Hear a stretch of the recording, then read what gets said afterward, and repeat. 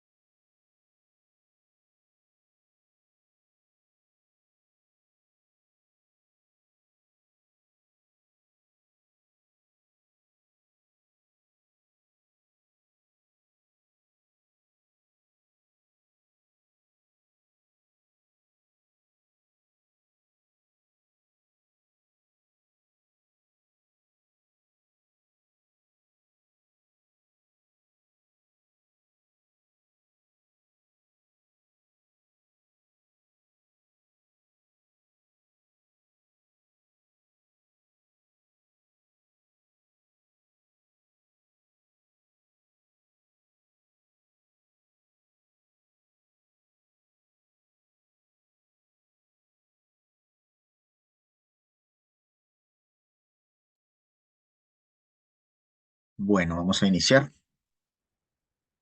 Entonces, buenas noches para todas. Eh, ¿Cómo les va con el frío? Yo tengo mucho frío hoy. Ya empezó el invierno desde otoño y nos está pegando fuerte la cosa.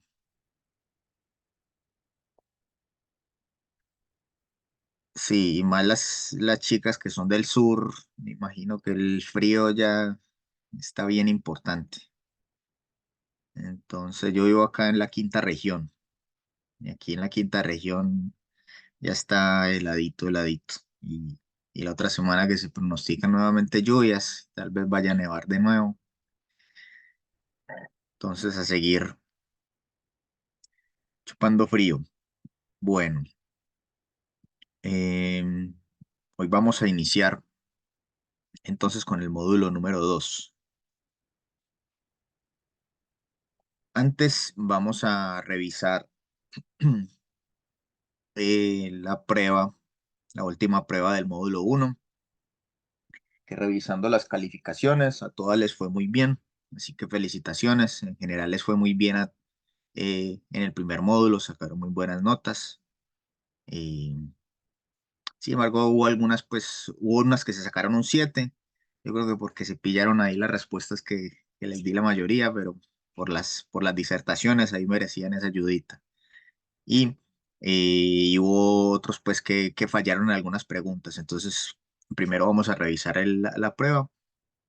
Posterior, hoy María, que no la veo conectada, fue la única que me quedó debiendo su disertación.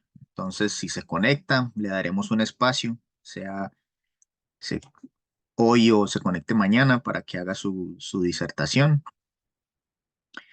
Si no, pues ya veremos. Bueno, entonces, la prueba 4, que fue la última, la que no les debía haber mostrado,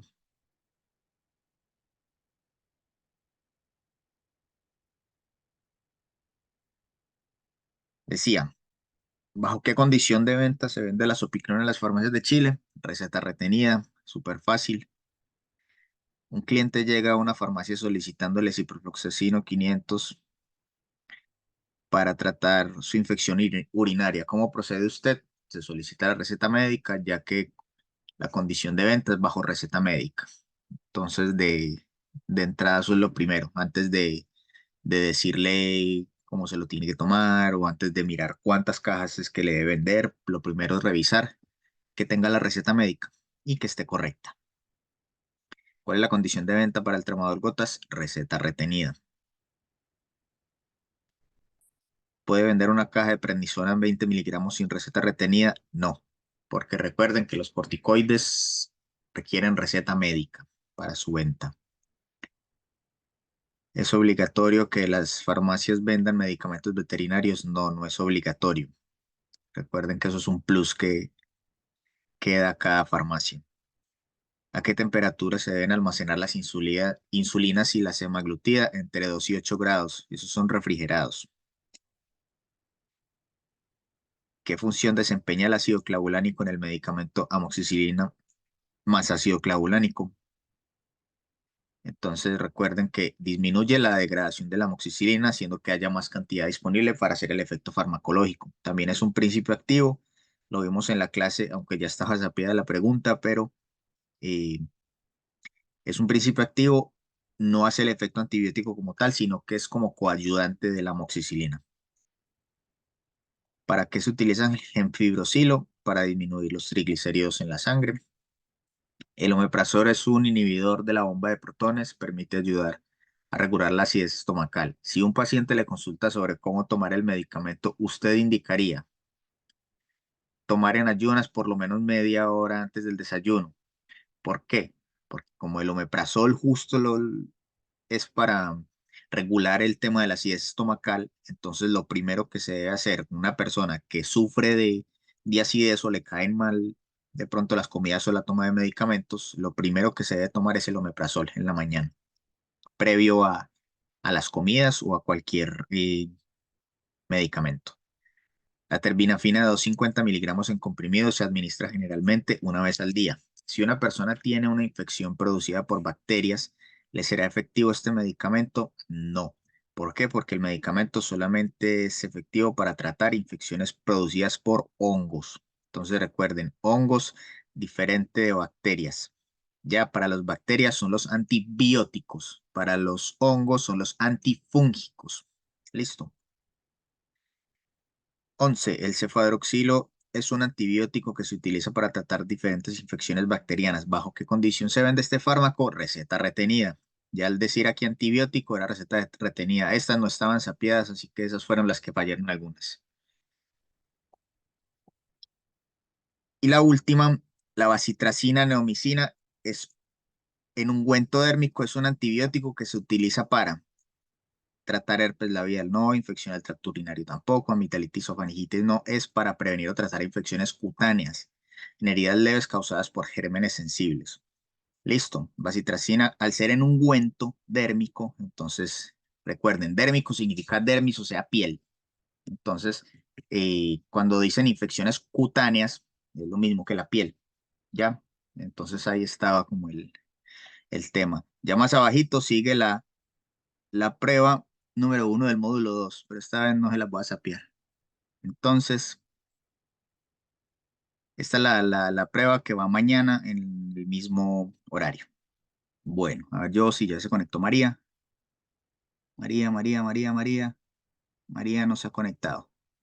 Bueno, entonces hoy vamos a empezar con un nuevo módulo. Ya, este nuevo módulo vamos a hablar sobre la salud, el proceso salud-enfermedad. Vamos a hablar sobre anatomía, fisiología del cuerpo humano, que son dos términos diferentes. Yo pongo esto grandecito. Entonces, la parte uno, lo que vamos a ver hoy, vamos a ver el concepto salud-enfermedad, anatomía y fisiología general. Ya, esto básicamente van a ser las dos primeras clases, hoy y mañana. Posteriormente vamos a revisar sistemas del cuerpo humano y enfermedades relacionadas, o sea, el sistema cardiovascular, sistema endocrino, varios sistemas del cuerpo humano y cuáles son los tipos de enfermedades que más se ven en esos sistemas y cuáles son los tratamientos adecuados. Veremos el efecto de los medicamentos sobre el cuerpo humano. Posteriormente vamos a ver un poco de tecnología farmacéutica. ¿Cómo así que tecnología farmacéutica? Eso es como el, el cómo se hacen los medicamentos, ya como tal, como en general de dónde vienen, cómo se hacen, qué tipos de formas farmacéuticas, eh, todo lo que tiene que ver en el durante lo que hay en el laboratorio para que salga el medicamento como tal. Entonces vamos a ver concepto de medicamento, medicamentos genéricos y de marca, qué es biodisponibilidad y bioequivalencia ya en detalle, excipientes, tipos de envases, fabricación de medicamentos y logística farmacéutica, tecnología farmacéutica y la liberación modificada de fármacos.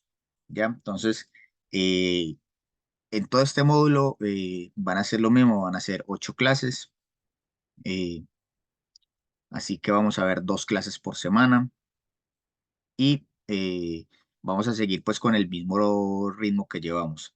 ¿Les ha parecido bien los horarios que hemos pues dispuesto para las pruebas, para subir las clases?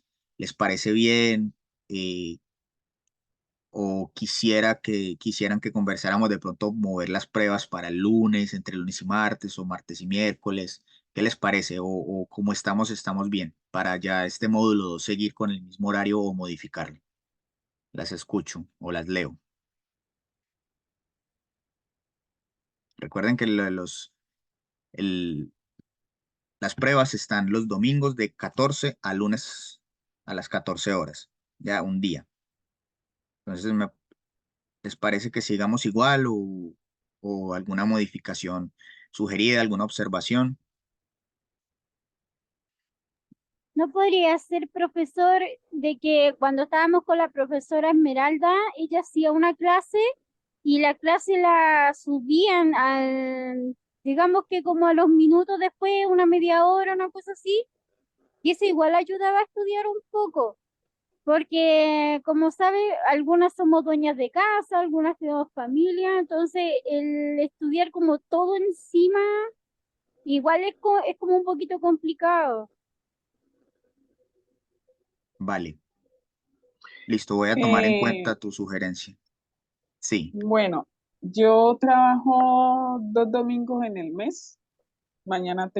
El domingo tengo que trabajar, así que casi siempre presento las pruebas en la noche. Y como decía mi compañera, sí, como para hacer un pequeño repaso, me queda un poquito complicado. Entonces, yo ya trabajaría toda la semana. Vendría, bueno, este martes que es feriado, pues lo tengo libre. Así que no sé, pero no se me complica, no se me complica porque en la noche yo hago las pruebas. perfecto. Clara nos dice que se le complica las Profesor, pruebas los domingos en el chat. profesor, una ¿Sí? consulta. Es que me perdí la pregunta y veo que las personas están opinando, pero no sé qué fue lo que usted preguntó. ¿Puede repetir? Disculpe, Sí, porque tengo la mala pregunta señal. es que para este módulo 2 que ahora iniciamos, que son nuevamente 8 clases, eh, si les parece bien que sigamos con las pruebas los domingos, pues de 14 horas a lunes a las 14 horas, o de pronto alguna modificación. Esa básicamente la pregunta. Igual ahorita también me hicieron una observación eh, sobre el montar las clases de inmediato. Entonces ya vamos a hablar sobre eso. Entonces, básicamente esa es la pregunta, Janet. Ah, ok, está bien. Bueno, yo me rijo por lo que digan. Ok, Aunque si es para opinar con la otra, no por comparar, porque cada quien es claro que tiene su disposición y su metodología y su planificación. Pero con la otra profesora daba más tiempo y en verdad uno le daba más tiempo de como de planificarse un poco más. Pero bueno, usted qué dice, decide. Es solo mi opinión. perfecto.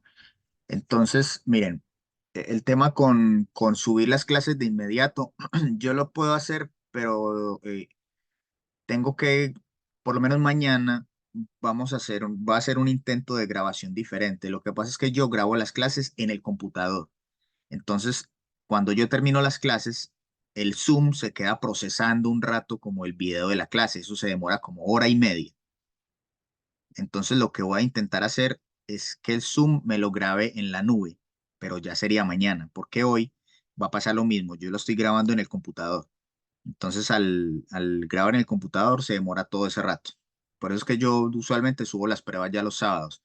Eh, Mañana lo voy a grabar en la nube, intentando a ver cómo lo puedo acomodar y subirlo de forma más ágil. Ya, entonces voy a atender esa sugerencia.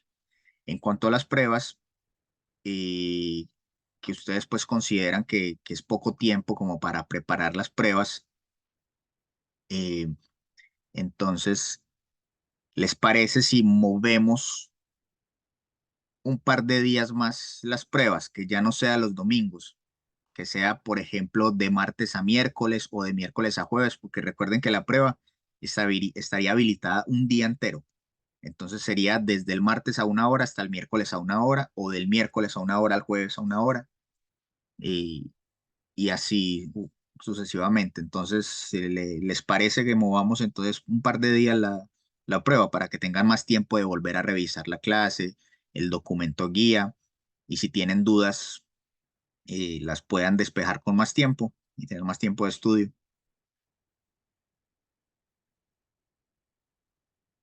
Por lo menos a mí, así ya tendría más tiempo para estudiar porque igual el fin de semana, la verdad, yo tengo muchas cosas que hacer Ya, y estoy repasando muy tarde, entonces igual al otro día tengo que levantarme, imagínate, como a las 5 de la mañana, entonces después ir al trabajo.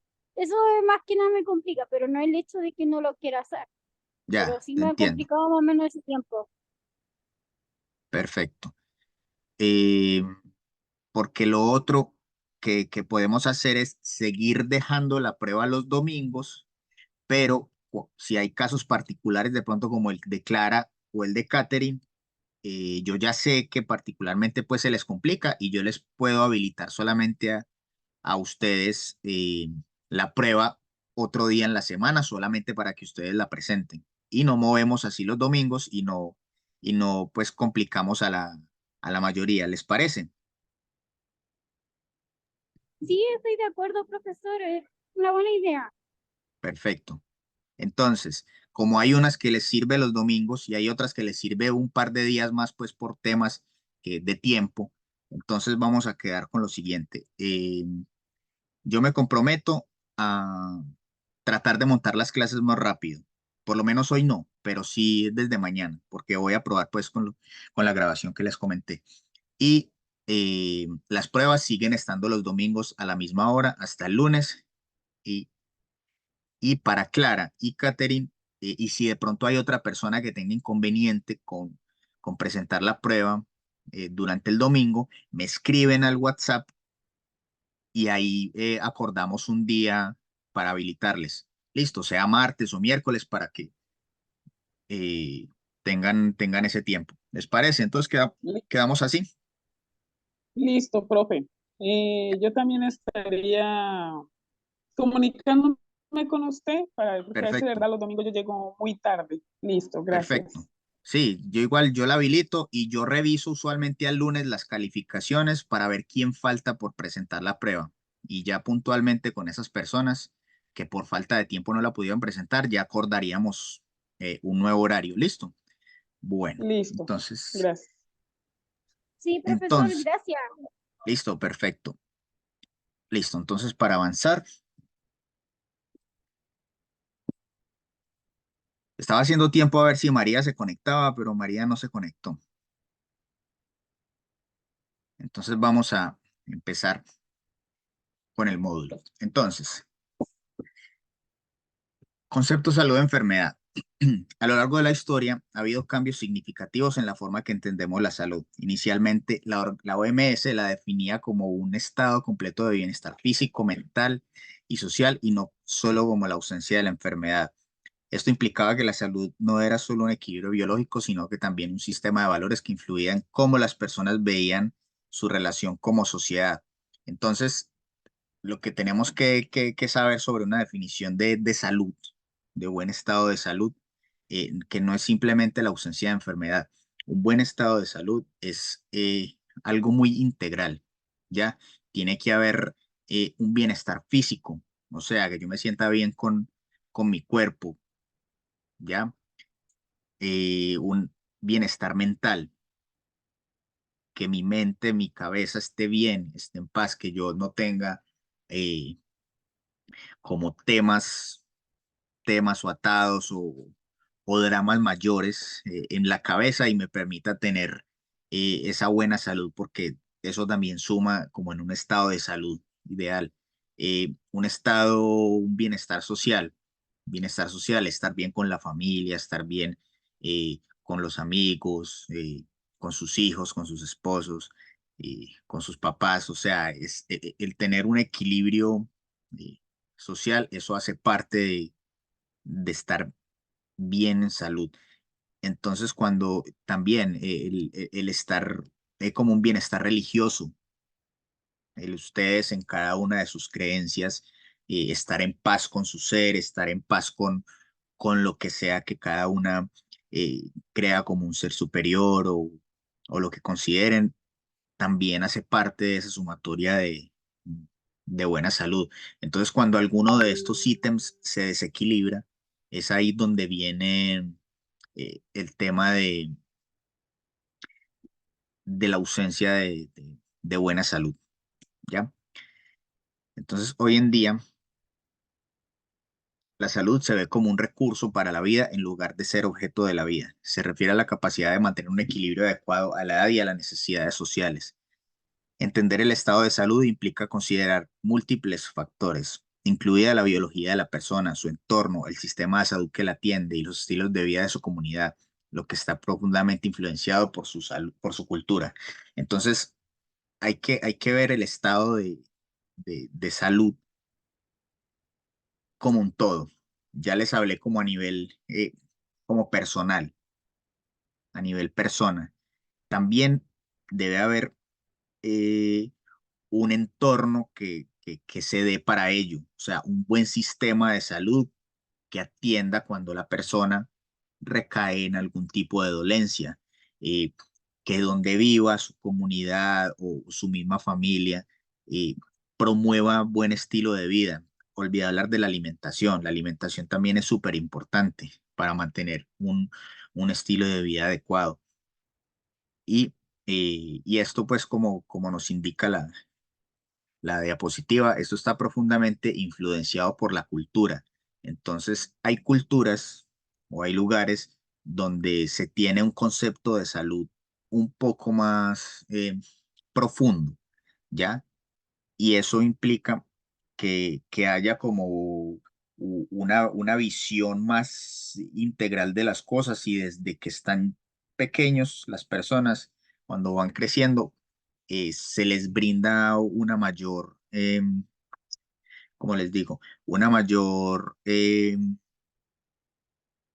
mayores herramientas, como por ejemplo buenos jardines, como por ejemplo buena atención médica, ¿ya? Para crecer en un entorno de buena salud. Como hay otros lugares, por ejemplo, los países que están un poco más subdesarrollados en África, que no tienen acceso a como atenciones médicas adecuadas, viven en un estilo de vida un poco diferente y más difícil. Esos países tienden a tener un concepto de salud un poco más limitado que quizá el que tengamos nosotros acá, a pesar de que quizá consideremos que no es tan bueno, la verdad es que sí es muy bueno, porque aquí tenemos, por ejemplo, agua potable, ya aquí tenemos comida fresca, comida sana, y cosa que no tienen en países que es un poco más complejo. Entonces, la salud no se trata solamente de hechos aislados o decisiones individuales, sino que está arraigada en la realidad económica, política, social y cultural de una comunidad o grupo social. Por lo tanto, abordar cuestiones de salud requiere una perspectiva que considere el contexto más amplio en el que las personas viven.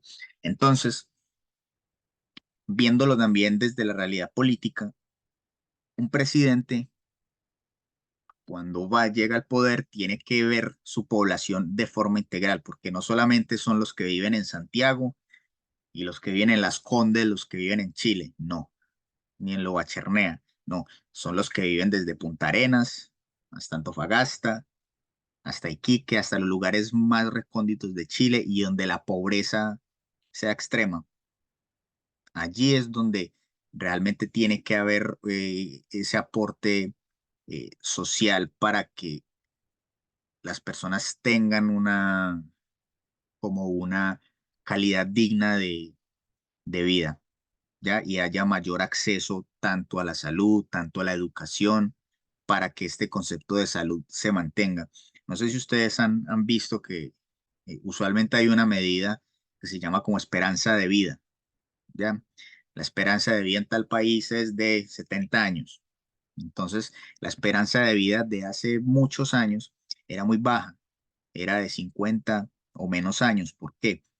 Porque el concepto de salud era un poco limitado, entonces no se fijaban en la integralidad de este concepto, o sea, no había una buena salud, ya no había educación, entonces las personas se morían, fallecían muy jóvenes. ¿Por qué? Por las enfermedades y, y todo esto. Ahora, por ejemplo, hay países como Japón, que la esperanza de vida son 85 años o por ahí, no recuerdo el dato, y es una esperanza de vida sumamente alta. ¿Por qué? Porque es un país muy desarrollado, porque es un país que tiene un sinfín de servicios sociales a su población y culturalmente desde pequeños les ha implantado eso, una buena atención de salud, una buena educación, eh, un buen lugar donde vivir y que se desarrollen de forma integral en todos los contextos de salud. Entonces, por eso es que alargan su vida. El concepto de salud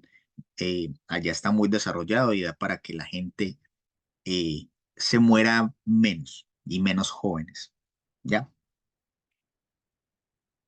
Existen varias formas de abordar el estudio de la salud y la enfermedad, incluyendo una perspectiva émica que lo que busca es comprender el significado que las personas le dan a sus experiencias de salud y una perspectiva ética que se enfoca en la visión médica desde fuera.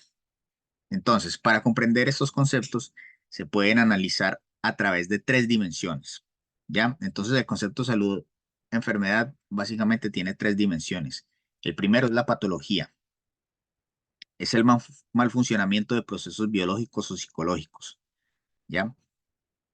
Este mal funcionamiento de procesos biológicos lo vamos a ver más adelante cuando veamos los sistemas del cuerpo y qué es lo que va a fallar, ¿ya? ¿Qué es lo que va a fallar y qué patología es la que se da cuando algo en nuestro cuerpo falla? Que eso ya es algo que no, quizá no podemos manejar, dependiendo pues del origen, o psicológicos. La enfermedad como tal, relacionada con las dimensiones sociales de la persona y los paradigmas ideológicos, sociopolíticos y económicos. Esto ya viene como el tema ya de integralidad de este proceso de salud o enfermedad. Ya cuando ya hay temas sociales, económicos en cuanto a ello. Y el padecimiento que involucra los procesos de atención, percepción, respuesta emocional, cognición y valoración directa de la enfermedad, sus manifestaciones. ¿Qué significa eso? Es lo que cada persona piensa como de sí mismo y de la enfermedad que tiene. Por ejemplo, aquí en la imagen, ¿no? Que por aquí hay pregunta de prueba. Esta persona tiene una simple gripe, pero miren la cara que tiene, casi que se va a morir con esa gripe. Esta persona tiene cáncer, pero miren cómo afronta su proceso, ¿ya? Entonces esto es el padecimiento, que hay personas que realmente por una tontería piensan que se van a morir. Ahí hago mea culpa porque los hombres les suele pasar eso. Su padecimiento de una pequeña gripa es casi que los tira a la cama y se quieren morir, cuando realmente pues una mujer le da gripa y pf, es como si nada. sea, los hombres suelen ser un poco más débiles ante estas cosas. Y una persona, una mujer con cáncer, eh, en este caso, afronta su enfermedad de forma más favorable. Y afrontar este tipo de procesos con estas intenciones y forma favorable, créanme que eso tiene resultados, porque la psiquis afecta, la buena energía o los pensamientos que le pongamos, el cuerpo, no, el cuerpo escucha. Entonces, siempre que haya una situación, pues, negativa, hay que tratar de ponerle buena cara y buena energía al tema. La salud también se considera un fenómeno social que está arraigado en la cultura y que influye en la forma en que se organizan las prácticas médicas locales y los sistemas de atención de la salud. Entonces, al ser esto un fenómeno social, va a depender eh, de cada lugar cuáles van a ser como las atenciones prioritarias. Puede ser que en un pueblito, no sé, en un pueblito por allá en Italia, no se enfermen tanto eh, como lo pueden hacer aquí en Limache, ¿ya? O, o acá en Limache la gente se enferma más de diarrea y en el pueblito en Italia resulta que la gente consulta más porque hay fenómeno de migrañas. Entonces, dependiendo de la zona, de, de la cultura como tal de las personas, de dónde vivan, se van a manifestar ciertas enfermedades de forma más común. Entonces así se organizan esas prácticas médicas locales y los sistemas de atención de salud de cada lugar, por eso van a ser diferentes, ¿ya? Y los niveles de atención van a ser diferentes. Esto más que todo es por país.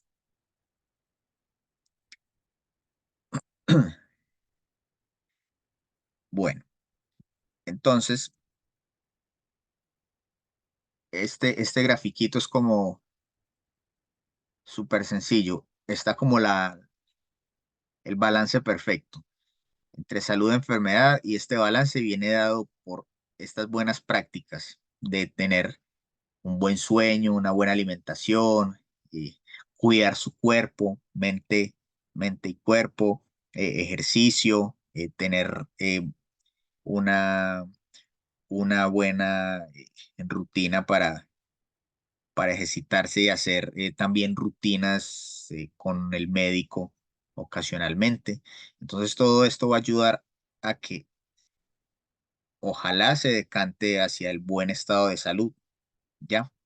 De igual forma, la enfermedad eh, siempre, o sea, como decía mi abuelo, de algo nos tenemos que morir algún día. Sin embargo, lo que siempre se trata es de preparar eh, mente y cuerpo para la vejez. O sea, eso ya es como un mensaje personal. Tratar de pensar yo cómo me veo de, no sé, de 70 80 años si es que llegamos hasta allá. Y uno trata de visualizarse eh, con un estado de salud bueno, que por lo menos uno se valga por sí mismo. Entonces, practicando todas estas cosas con los años, eh, ir tratar de acostumbrando y de preparando el cuerpo para llegar a esas edades sin enfermedades o tratando de que si aparecen, pues porque hay algunas enfermedades que lamentablemente no es difícil evitar su aparición, pero sí retardarlas un poco, ¿ya? Vamos a ver un pequeño video como de 5 minutos de este proceso de salud-enfermedad. Si van a escuchar el audio porque lo configuré. Si no lo escuchan, me avisan.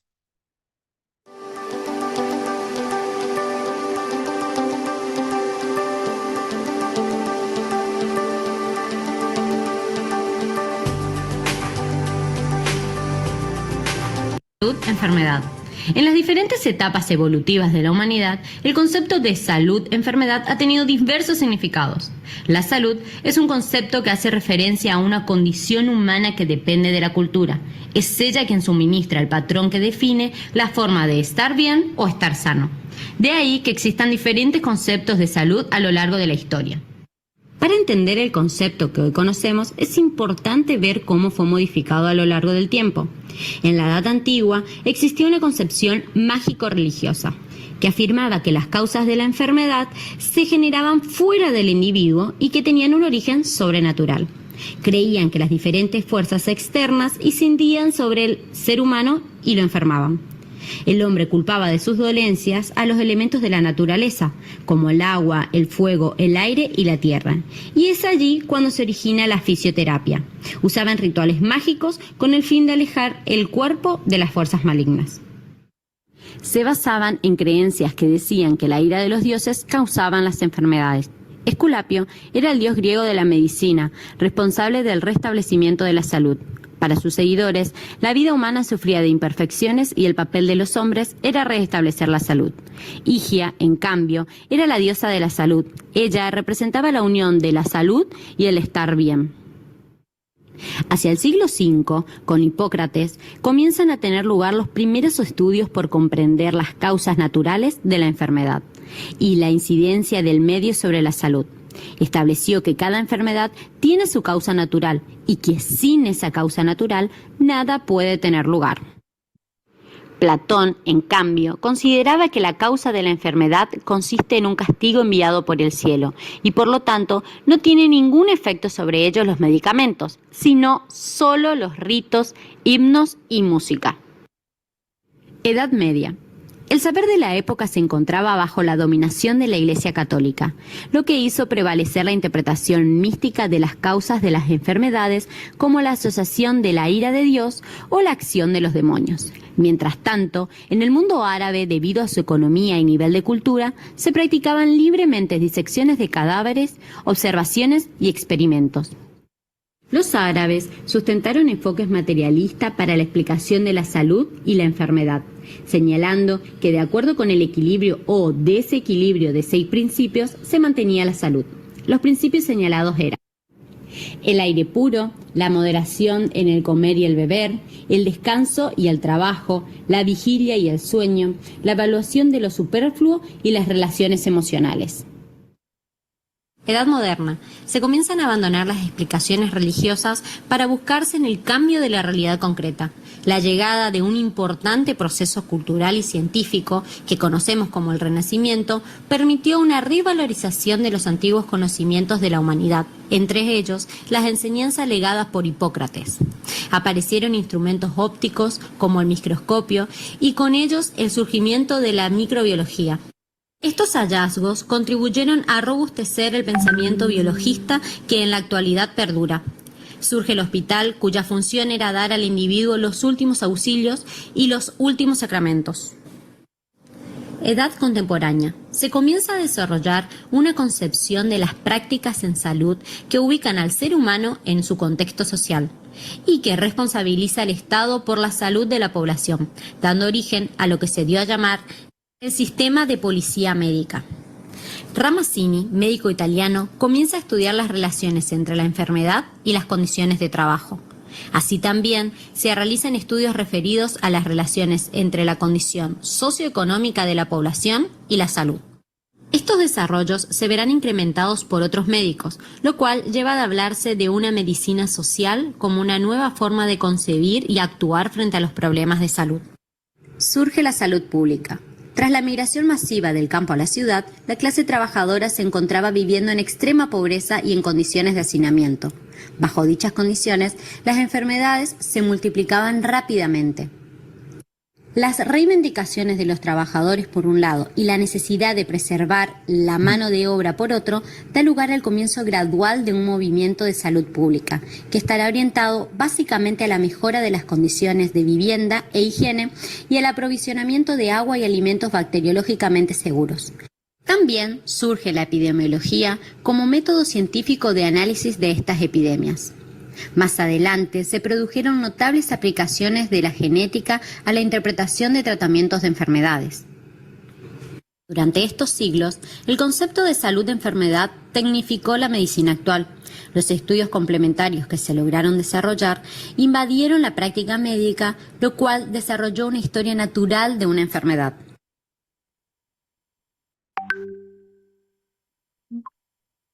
La salud pública está comprometida a la promoción de modos de vida sanos y a la prevención de enfermedades no transmitibles en un enfoque comunitario.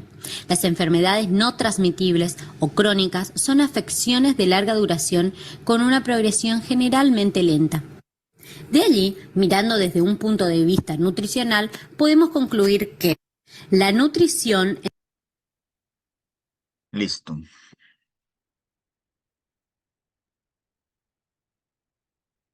Opiniones.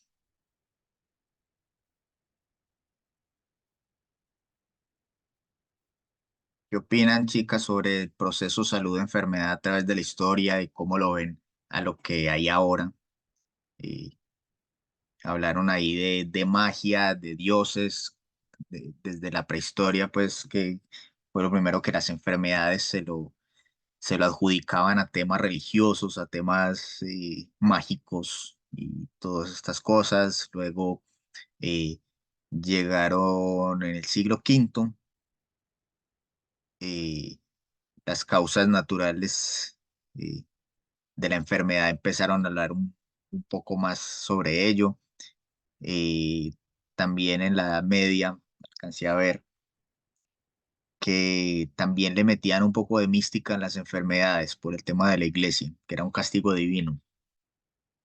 Y ya más adelante, Edad Moderna, Renacimiento, Revolución Francesa, y se empezó a ver un poco más la relación entre la enfermedad y las condiciones de trabajo, las condiciones sociales, cómo vivía la gente, y el hacinamiento, y de acá todo viene como avanzando de a poco hasta salir ya pues la salud pública, la vivienda, la higiene, promoción y prevención de enfermedades. Entonces miren que todo ha sido un proceso a lo largo de la historia en cuanto a este proceso de salud-enfermedad.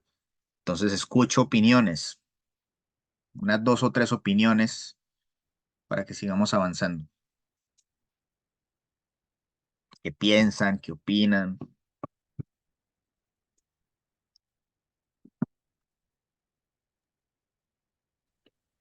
Eh, bueno, profesor, pienso que siempre se está buscando la mayor satisfacción de tener salud y siempre hay paradigmas, pero siempre hay un denominador común, que es el bienestar, tanto el equilibrio pues de tener la parte emocional, la alimentación y todo lo que actualmente está.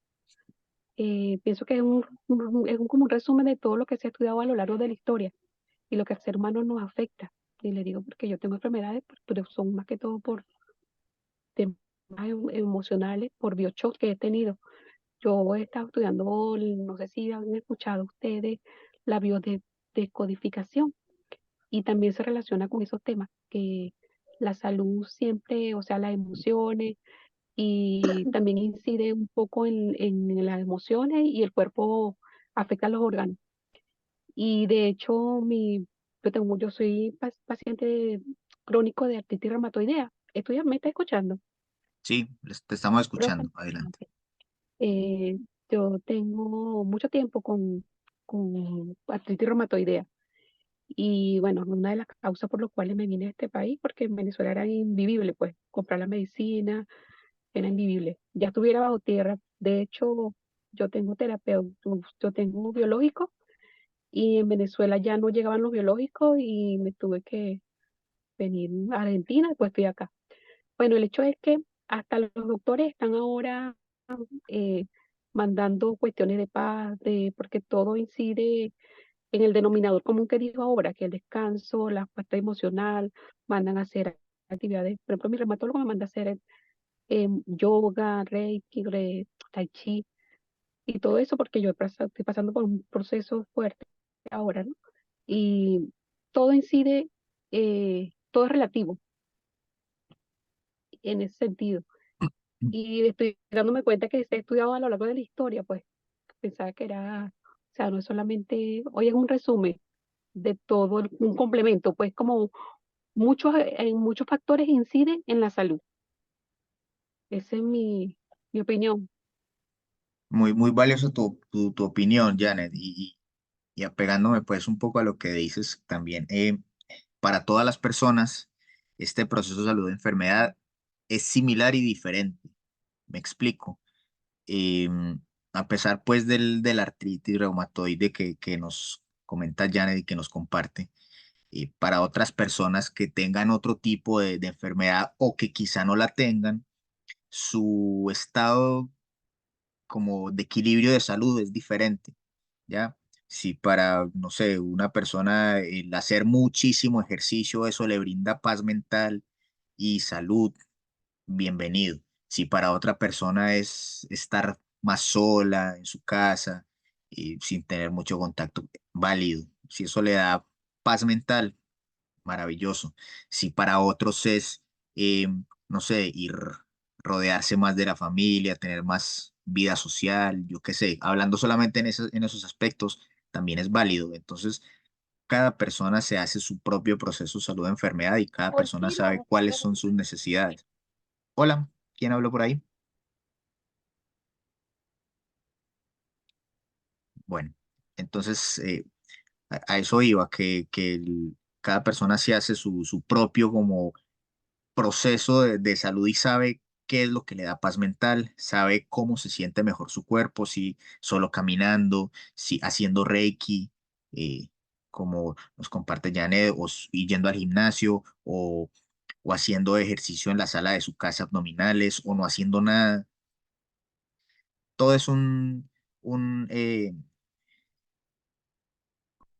como un conjunto de cosas y claro, dentro de esto también caben otras cosas como la alimentación, que, hombre, si yo me como un completo todos los días, pues obvio estoy afectando mi cuerpo. Ah, que eso no, yo me llevo comiendo completo 2 años y no pasa nada. Pues claro, porque el cuerpo responde, pero responde, es como la justicia, cojea, pero llega, es lenta, pero llega. Así que el cuerpo, todo lo que uno le haga al cuerpo, ahora siempre va a llegar y se va a manifestar en algún momento de la vida, sea temprano, sea a los 50 60 o sea ya a los 70 80 años que nos vaya a aparecer una enfermedad del por qué no sé, eran fumadores, puede que nunca les dé cáncer de pulmón, pero empiecen a sufrir de asma a los 50 60 años. Entonces es como ese tipo de cosas.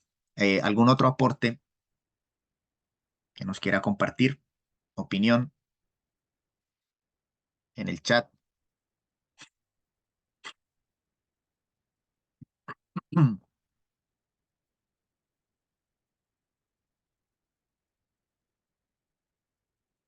Ok,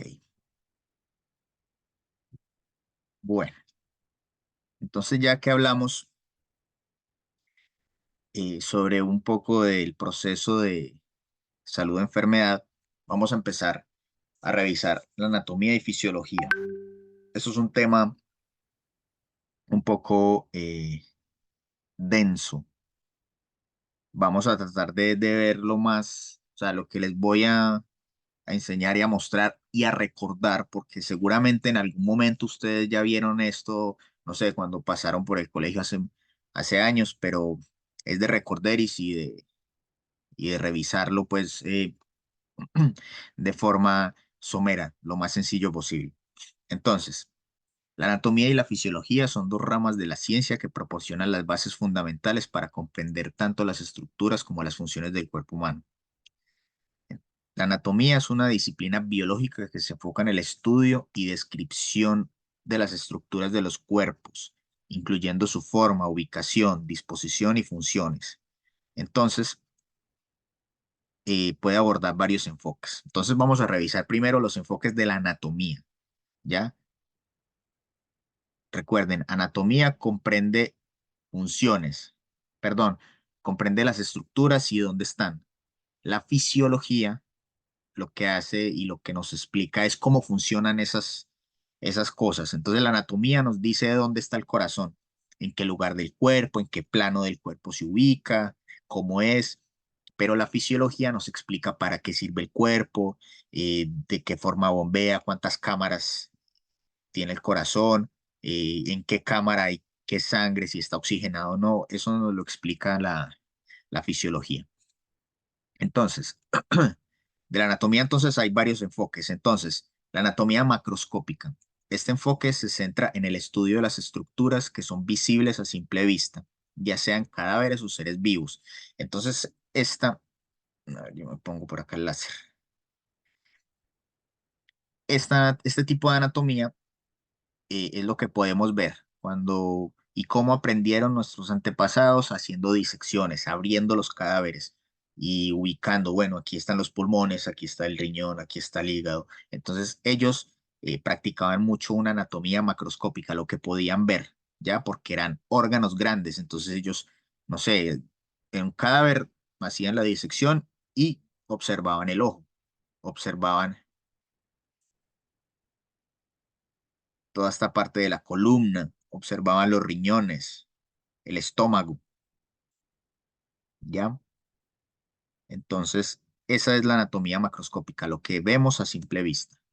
La anatomía microscópica ya es el que implica el estudio de las estructuras celulares a través del microscopio, permitiendo una visión detallada de los tejidos que componen los órganos.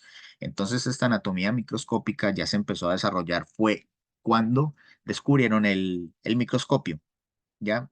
Entonces es relativamente moderno en cuanto a la historia, pues, humana.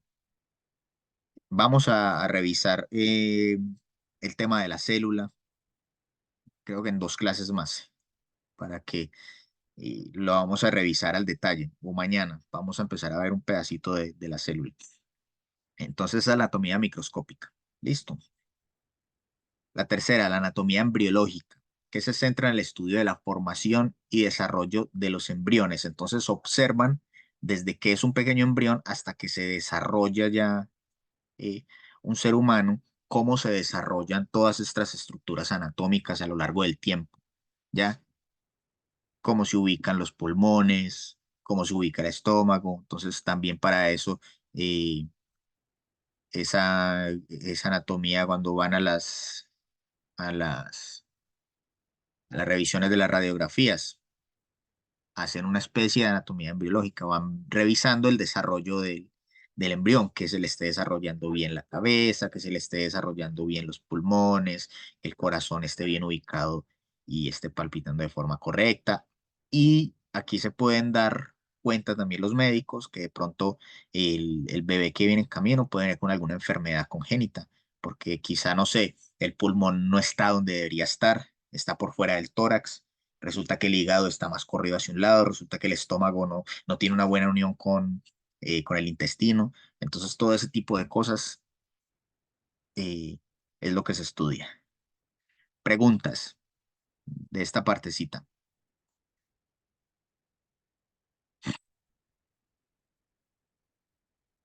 Bueno, entonces vámonos a un break.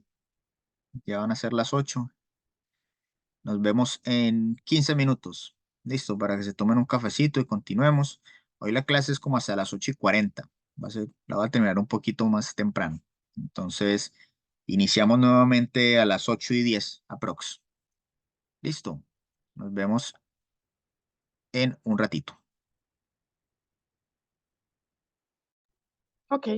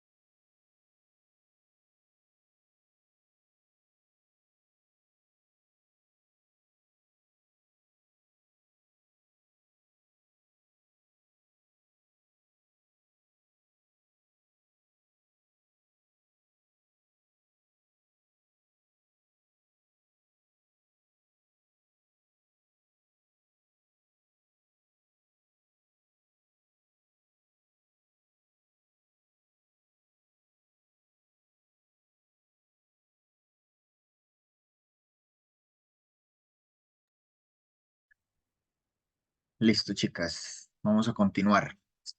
¿Estamos por ahí?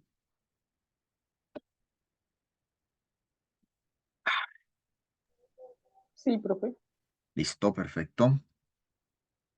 Bueno, entonces, ya ahorita revisamos el tema de la anatomía, ¿ya? Ahora vamos a revisar un poco de conceptos generales acerca de la fisiología.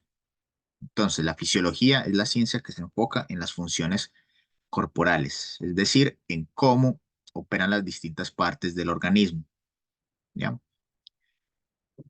Entonces, la fisiología se clasifica en distintos tipos de fisiología. Primera, la celular, que estudia el funcionamiento de la célula. Fisiología especial, estudia áreas concretas como el funcionamiento eh, celular no, movimiento y acústica.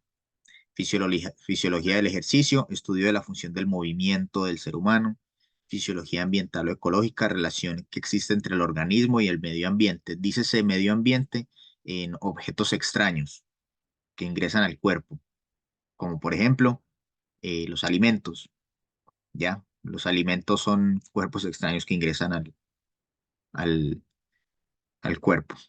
Fisiología del desarrollo, muy unido a la biología molecular, bioquímica e ingeniería genética.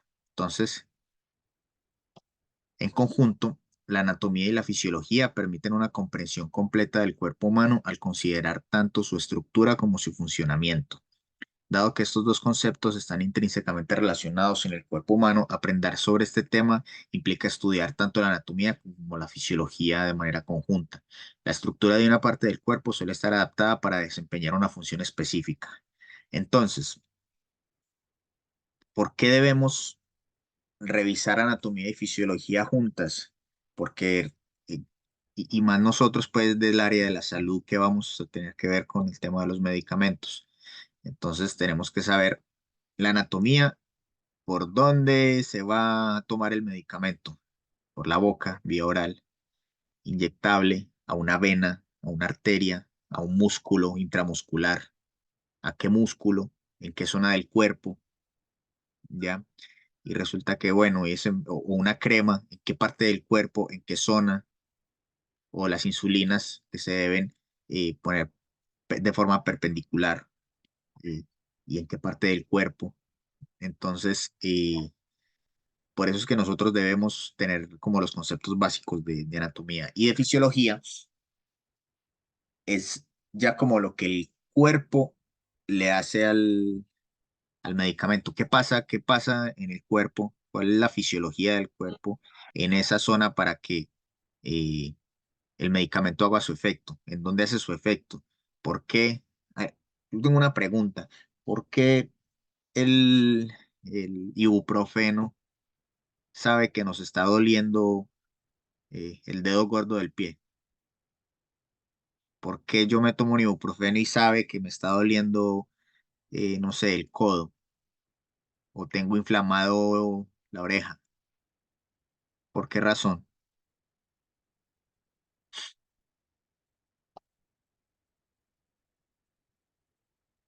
Por ahí por en el chat, siempre me pregunto eso. ¿Alguien más se ha hecho esa pregunta? ¿Por qué se toman un medicamento y el medicamento es tan inteligente que sabe dónde me está doliendo y me quita el dolor? ¿A alguien se le ocurre el por qué puede pasar eso?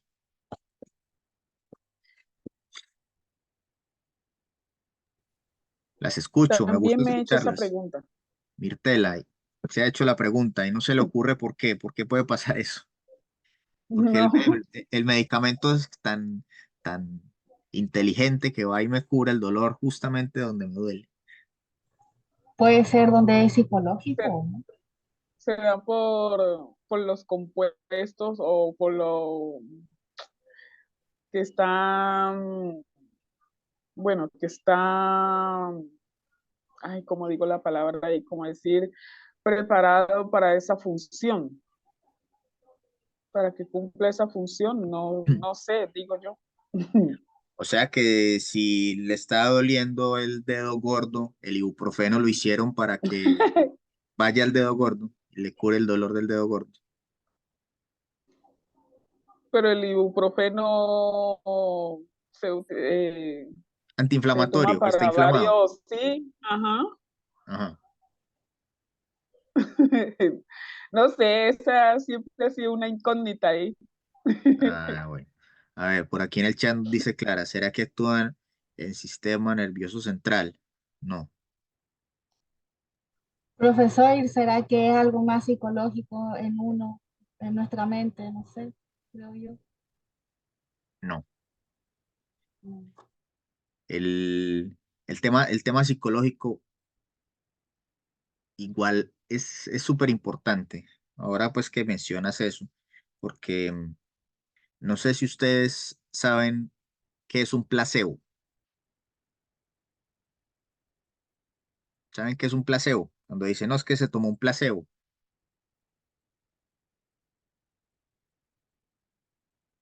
Nadie. Miren, por ahí Priscila sabe que es un placebo.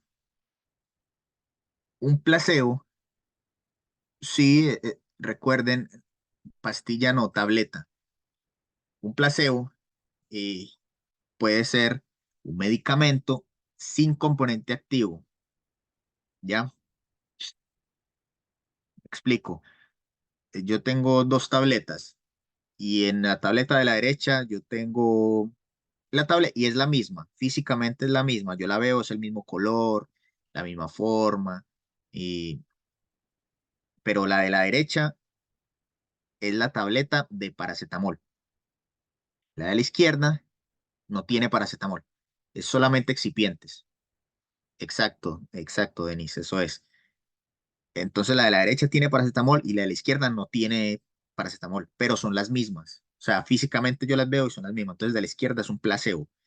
Entonces, ¿qué pasa? Hablando de la psicología, de la psiquis de la gente, puede ser que una persona le den una tableta, eso se ve mucho en estudios clínicos, le den una tableta y al ver la forma de la tableta, si ya conoce que eso le ha hecho bien antes, pero le dan otra tableta que tiene la misma forma y se la toma, el cuerpo asimila que se está tomando el mismo medicamento, así se está tomando un placebo y el cuerpo puede reaccionar, ¿ya? Somáticamente el cuerpo ya como que prepara la respuesta y brinda una respuesta positiva, así no se esté tomando nada. Eso es un misterio, ¿saben? Porque ahí el cuerpo humano realmente es genial y ve eso y la psiquis, nuestra cabeza dice, pero yo me tomé el medicamento, entonces me voy a sentir bien y se sienten bien, a pesar de que no se están tomando nada. Entonces, ese tema es un tema muy amplio para discutir. Bueno, entonces volviendo a la clase, entonces a la diferencia y la importancia pues de estudiar la anatomía y la fisiología juntas. Ah, bueno, en cuanto a la pregunta del ibuprofeno, que por qué sabe dónde nos duele, no se la voy a responder hoy, se la voy a responder mañana, cuando veamos la célula. Ahí está la respuesta. Entonces, bueno, así la importancia pues de estudiar ambos conceptos en conjunto. Entonces, anatómicamente, la posición anatómica del sujeto se halla de pie frente al observador. Entonces, esta es la posición anatómica, ¿ya? De frente y con las manos hacia abiertas, con la cabeza y los ojos mirando hacia adelante, los pies apoyados en el piso dirigidos hacia adelante y los miembros superiores penden a los costados, miembros superiores los brazos con las palmas hacia el frente. Entonces, aquí en esta imagen se ven esta visión anterior. Cuando hablamos de anterior y posterior, anterior significa de frente, ¿ya? Entonces esto es una posición anterior del cuerpo y esta es una visión posterior del cuerpo. Posterior significa la parte de atrás, anterior significa la parte de adelante. Esos son los nombres anatómicos eh, que se les da. Entonces acá podemos ver, a grosso modo, cuerpo humano, cabeza, cuello, el tronco, cavidad torácica, en esta parte, que usualmente ahí está el corazón, ahí están los pulmones, en el tronco, en la parte abdominal, el abdomen, es donde se ubica el estómago, riñones, hígado,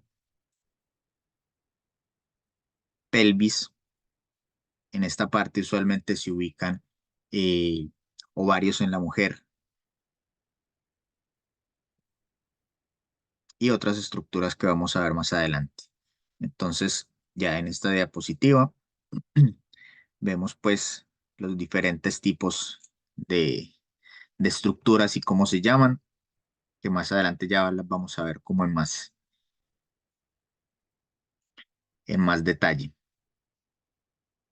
El cuerpo humano se divide entonces en varias regiones principales. Entonces, ¿cuáles son las regiones?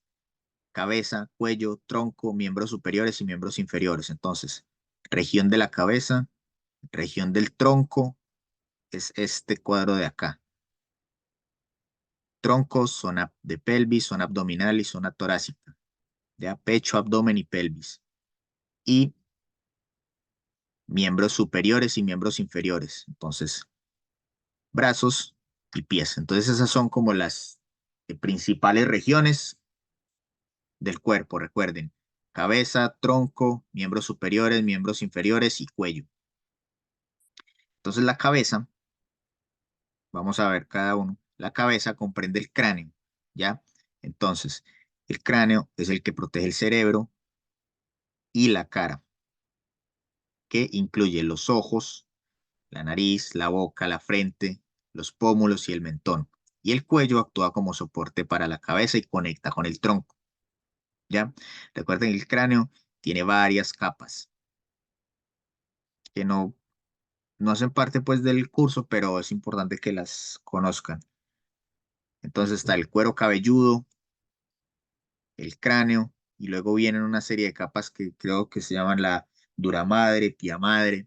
Cada una pues tienen diferente grosor, que es el que protege al cerebro, y esta partecita azul de acá usualmente es como un espacio de líquido cefalorraquídeo, que ahí es donde el cerebro tiende, cuando de pronto hay un golpe en la cabeza, obviamente el cerebro se mueve y se comprime un poquito. Entonces, para que el cerebro no pegue contra el cráneo muy duro, está ese líquido que lo ayuda como a amortiguar los golpes. El tronco está compuesto, tronco, esta parte de acá, recuerden. Tronco compuesto por el tórax, la parte de acá.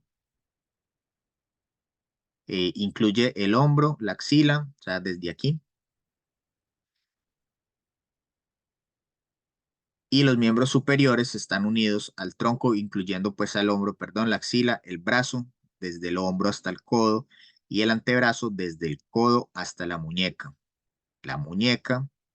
y la mano. Entonces, cuando hablamos de el brazo, es desde el hombro hasta el codo, y del antebrazo es desde el codo hasta la muñeca. Y los miembros inferiores, unidos al tronco, constan de el muslo, las nalgas, pierna.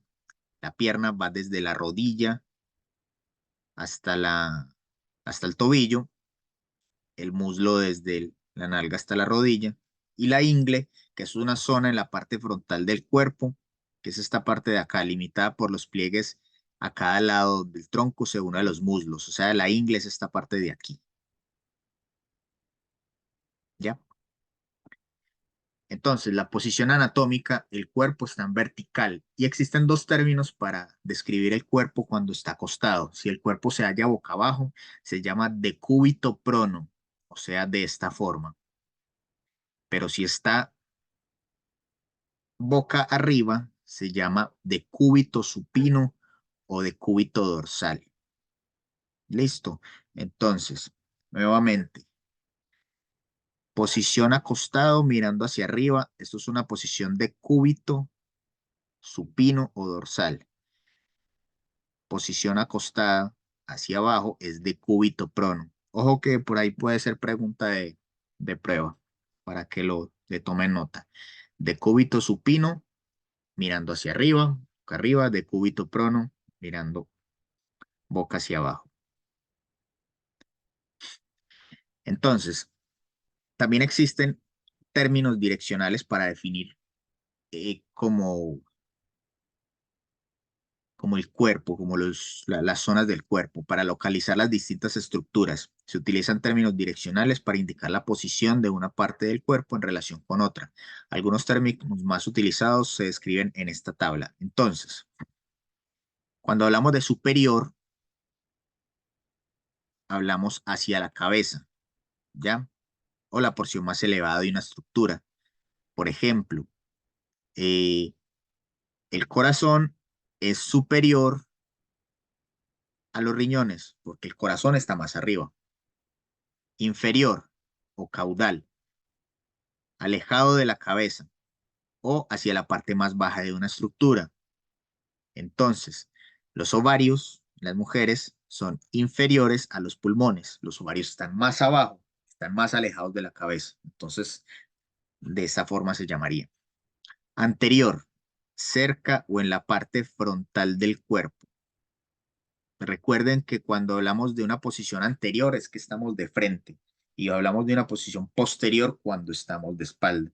Entonces, cerca en la parte frontal del cuerpo. ¿Ya? Entonces la nariz es anterior a la oreja, ¿ya? Porque la nariz está en la parte de adelante.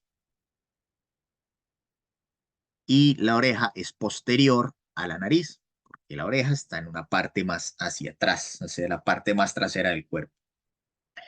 Medial, cercano a la línea media. Aquí vamos a ver varios ejemplos luego.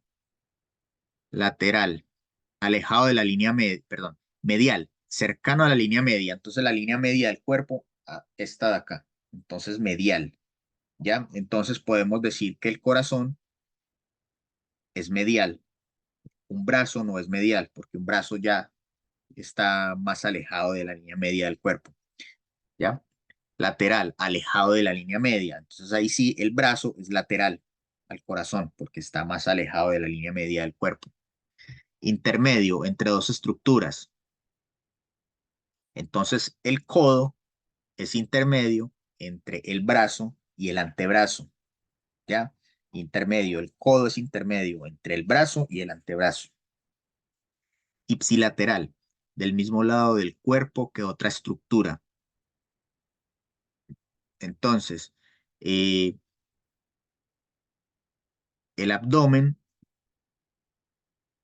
ya es ipsilateral al pezón, porque están en el mismo lado del cuerpo, están en la parte anterior del cuerpo. Contralateral, del lado opuesto del cuerpo que otra estructura. Entonces, la rodilla ya sería contralateral a la espalda. La espalda está en la parte de atrás, la rodilla está en la parte de adelante. Proximal, cercano a la unión de un miembro con el tronco o cercano al origen de una estructura. Entonces puede ser la ingle. La ingle es una zona proximal del cuerpo porque es el que une el tronco con la parte inferior del cuerpo. Distal, alejado de la unión de un miembro con el tronco o alejado del origen de una estructura. Superficial, bueno, vamos a ver de los ejemplos, superficial y profundo. Superficial en la superficie corporal o cercano a ella, o sea, hacia afuera del cuerpo, y profundo hacia el interior del cuerpo. ¿Ya? Entonces veamos los ejemplos. Entonces, los pulmones son contralaterales al corazón. Entonces, ¿qué es contralateral? Del lado opuesto del cuerpo que otra estructura. Entonces, los pulmones están en una zona, si viéramos eh, este ejemplo de lado, los pulmones están más atrás que el corazón. Ya el corazón está adelante. El colon transverso, entonces aquí vamos a ver. Colon transverso es este de aquí, mírenlo acá. Colon transverso, es esta parte de aquí. Este es el colon ascendente, colon transverso y colon descendiente. Entonces dice, el colon transverso es intermedio entre el colon ascendente y el colon descendiente. Entonces significa que el colon transverso está entre el ascendente, que es este, y el descendiente, que es este. Está entre las dos estructuras. El cúbito es medial al radio. Entonces, ¿dónde está el cúbito? Aquí en el antebrazo. Entonces, el cúbito es medial al radio. ¿Qué es lo que significa medial? Cercano a la línea media. Miren que el cúbito, en una posición anterior, está más cercano a la línea media del cuerpo, línea medial. ¿Ya? Es esta. Entonces, el cúbito está más cercano a la línea medial que el radio. Así estén cerquita estos dos. Pero el cúbito está más cerca. Por eso el cúbito es medial al radio. Significa que está más cercano a la línea media del cuerpo. Las falanges, los huesos de los dedos, son distales al carpo, huesos de la muñeca. Entonces, estos son el carpo y estas son las falanges. ¿Y qué son? Significa distales, alejado de la unión de un miembro con el tronco. Entonces, las falanges están más alejadas de la unión con el tronco. La unión sería esta. Los huesos del carpo están más cercanos. Las costillas son superficiales a los pulmones. Recuerden, superficial, o sea que está más hacia afuera del cuerpo. Entonces, las costillas son los que protegen los pulmones. Los pulmones están más adentro, perdón. Por ello, las costillas son superficiales a los pulmones, están más afuera. El húmero, hueso del brazo. Aquí está el húmero. Este hueso del brazo es proximal al radio. ¿Qué significa proximal? Cercano a la unión de un miembro con el tronco. Entonces lo mismo, el húmero está más cercano a la unión del brazo con el tronco. Por eso es que el húmero es proximal al radio. El húmero está más cerca del tronco que el radio. El esternón es anterior al corazón. ¿Cuál es el esternón? Aquí está. Esternón es este de acá. Es anterior al corazón. ¿Qué significa anterior? Cerca o en la parte frontal del cuerpo. El esternón está más hacia el frente del cuerpo. Es este huesito que se tocan acá en la mitad del pecho. Entonces está más adelante que el corazón. El corazón está un poco más hacia el interior, hacia atrás. La vesícula biliar y el colon ascendente son ipsilaterales. Entonces la vesícula biliar es este puntico verde que hay acá. Y el colon ascendente es este de acá. Entonces, ipsilateral, del mismo lado del cuerpo que otra estructura. Entonces, tanto la vesícula biliar como el colon ascendente se encuentran de este lado izquierdo del cuerpo, ¿ya? Por eso son ipsilaterales. Preguntas. ¿Entienden o está muy enredado?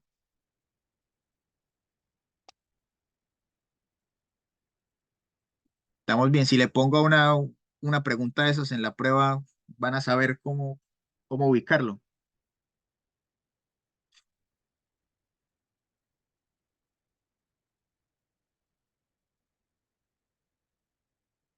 Bueno, ese silencio me dice que sí. Entonces, continuemos. Entonces, aparte de estos términos direccionales, también existen planos anatómicos, ¿ya?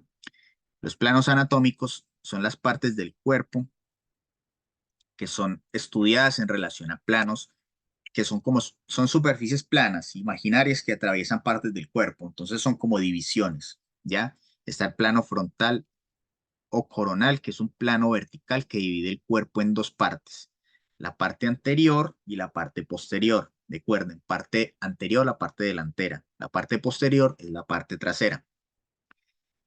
Plano sagital es un plano vertical que divide el cuerpo en una parte derecha y otra izquierda. Se puede decir que son planos parasagitales los paralelos a la línea media, una línea imaginaria que atraviesa el centro del cuerpo, o sea, esta, la que atraviesa el centro del cuerpo. Eso sería el plano sagital, ¿ya? Si, por ejemplo, yo trazo una línea en este ladito de aquí, esto sería un plano parasagital, o sea, es igual, es derecha, pero no es en la mitad. O sea, aquí es un plano parasagital, o por aquí, o por acá, pero si es en toda la mitad, sería el plano sagital. Cuando este plano pasa por la línea media del cuerpo o de un órgano y lo divide en dos mitades iguales, derecha e izquierda, se lo denomina plano medio sagital. Ojo, que no necesariamente tiene que ser la mitad del cuerpo, se puede hacer un corte, por ejemplo, de un plano sagital del cerebro o de un corazón, ya que abren el cadáver y hacen un plano sagital, o sea, lo parten en la mitad para ver qué hay en un lado y qué hay en el otro, ¿ya? Si no lo parten en la mitad, sino que, digamos, lo parten un poquito más a la derecha, ya no sería un plano sagital, sino un plano parasagital. Sería un poquito diferente del medio. Plano transversal, horizontal o axial. Es un plano que divide el cuerpo en una parte superior y otra inferior. Este plano transversal u horizontal es el que parte como en la mitad. Puede ser en el abdomen, una parte arriba y otra parte para abajo. Plano oblicuo. Atraviesa el cuerpo o el órgano en un ángulo oblicuo, cualquier ángulo distinto de 90 grados. Entonces, por ejemplo, van a hacer una disección de un pulmón. Entonces no lo van a hacer ni de forma transversal, que sería así en la mitad, ni de forma sagital, sino que lo van a hacer así, hacia un lado, como eso sería un plano oblicuo, ¿ya? Entonces vamos a ver el ejemplo acá. Entonces, tenemos esta del medio, que sería un plano sagital, ¿ya? Plano sagital. Y esta de acá sería el plano parasagital, que no es, no es la del medio, pero sigue conservando esa línea recta. Entonces un plano parasagital puede ser aquí, o puede ser un poquito más acá, o puede ser en el otro costado, o puede ser por acá. Y hablando ya pues netamente de un órgano, recuerden, siempre va a ser un sagital si se corta del medio el hígado, el pulmón, el riñón, cualquier órgano, o parasagital si se corta en un ladito. Plano transversal, entonces sería este. Este es el que nos divide el cuerpo en arriba y abajo. ¿Ya? Tenemos el plano medio sagital, bueno, este es el que les contaba, y el plano oblicuo. El plano oblicuo entonces sería este, que sería como un corte que viene así como en diagonal. ¿Ya? Digamos que el plano oblicuo usualmente se usa más en tema de la anatomía, ya que y no sé, para temas de pronto de hacer una operación, una cirugía, usualmente no se hacen cortes exactos, sino que se hacen cortes oblicuos, ¿ya? Para tener como llegar al punto más exacto de la zona de operación. ¿Dudas hasta ahora? Ok, acá puede salir también pregunta de examen. Dudas, las escucho, muy calladas en esta parte. Está muy difícil, está fácil, ¿no? No, profe, está interesante. Por eso el silencio. Está muy interesante, pero de todas maneras hay que ponerle mucha atención porque son muchos nombres técnicos, pues. Entonces está un poquito complicado. Hay que ponerle mucha atención para Claro, mi criterio. esto es claro, esto no es difícil, es de atención, es de atención, es como ubicarse bien en el plano del cuerpo, saber cuáles son los términos y saber cómo, bueno, el plano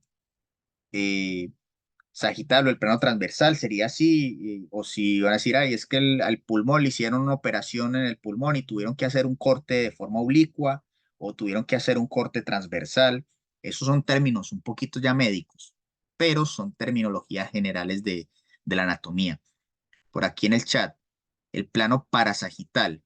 Entonces, el plano parasagital sería cualquier línea de arriba abajo en el cuerpo o en cualquier órgano que, que no sea la mitad, porque si es en la mitad, es el sagital o medio sagital, es lo mismo. Entonces, en la mitad es el sagital, pero si yo lo hago por aquí, o más a la izquierda, siempre va a ser parasagital. O sea, que también va en línea recta, pero no es en el medio. Puede ser acá, puede ser acá. ¿Ya? Ese sería el parasagital. Puede ser cualquier línea. Aquí, pues, en el modo del ejemplo está aquí, pero esta línea podría estar ubicada un poquito más a la izquierda, un poquito más a la derecha o acá. Listo. Esa sería. Muy interesante, un poco difícil, hay que memorizar harto, claro. Esto es un de estudio, pero aquí tratamos de hacerlo lo más fácil posible. Bueno, entonces, por hoy terminamos acá. Está un poquito denso el tema, pero ahí les va a quedar entonces para que se revise nuevamente la presentación. Mañana, hoy no, recuerden que estoy grabando en el computador. Mañana voy a hacer la prueba en grabar en la nube y ahí vemos. Entonces mañana van a estar montadas las clases y ya como quedamos. Entonces vamos a tomar a lista Y mañana continuamos, mañana empezamos, vamos a hablar sobre la neurona, sobre la célula. Es un tema también muy chévere, muy interesante. Listo.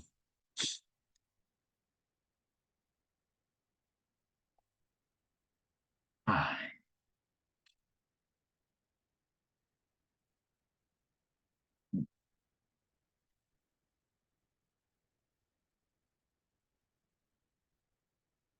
viernes. Bueno, Cristina, Mirtela,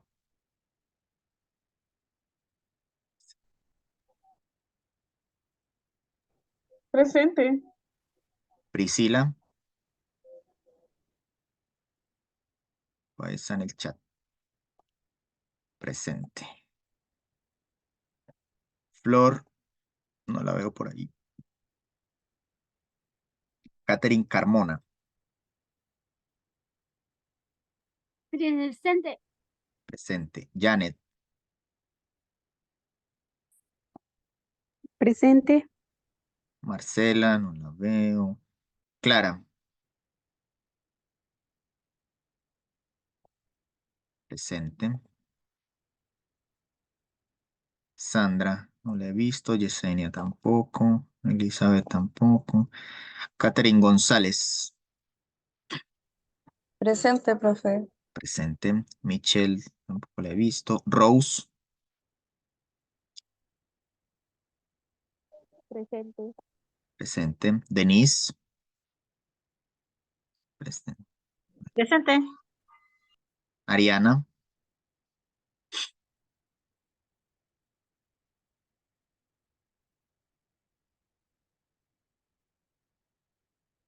Ariana,